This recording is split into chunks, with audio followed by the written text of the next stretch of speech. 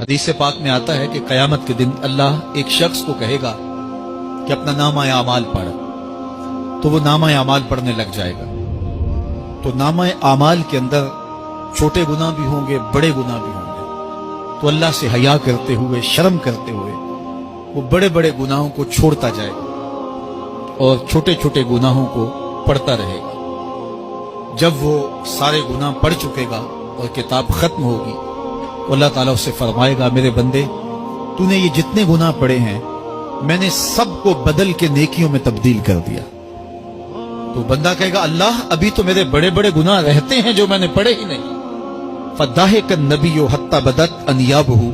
हुजूर जब ये बयान फरमा रहे थे तो हुजूर इतना मुस्कराए कि सहाबा ने हुजूर की दाढ़ें देख ली।